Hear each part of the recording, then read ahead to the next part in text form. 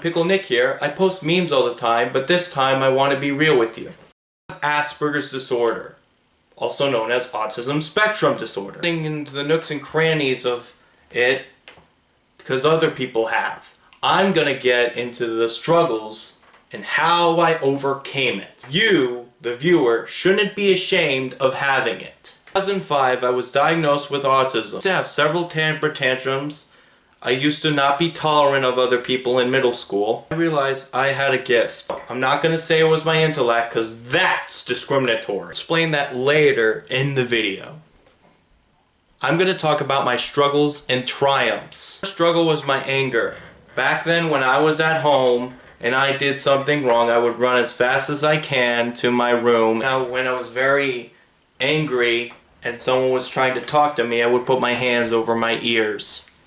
So on the school bus, I wanted everyone to shut up because it was too loud. I really got noise-canceling headphones. Mostly, I hated high school because of the kids who didn't even like being there. And not to mention a lot of stupid things kids did. Yeah, I'm not getting into that. My belief is I don't antagonize others when they didn't even antagonize me. If they bully me, it's still wrong, but they did it wrong first. To think of it, I overcame my struggles by going to a school therapist, then eventually a real therapist, which I didn't know he wouldn't help me out that much, but now he helped me out a lot. He helped me with a situation. I used to get bullied. I realized 10 years from now, they're gonna walk up and I would tell them what they would say to me, and then they would say, man, I should have never said that to that kid. Now friendly to my once bullies who are now my friends. I realized I used to dwell on it. And I can't just shut someone else out. You have to let them change. Change is hard. You have to let them decide to change if they want to. And if they don't want to change, then don't be with them. But if they do want to change, then give them another chance. Mostly bullies are people who struggle. Just want a hug. However, the bullies who don't decide to change, that's their problem. I understand more now since I'm mature and older that people are not born evil. They're either taught by their parents, friends, or society. For example, people who are racist, in my words, belittle people and encourage intolerance.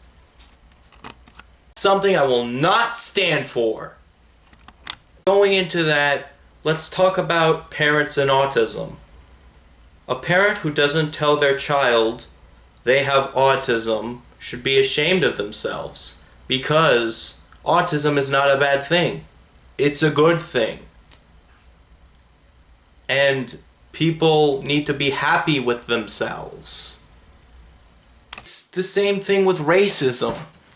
It's basically, say someone says a racist joke and then they all laugh at that poor other race that is getting laughed at.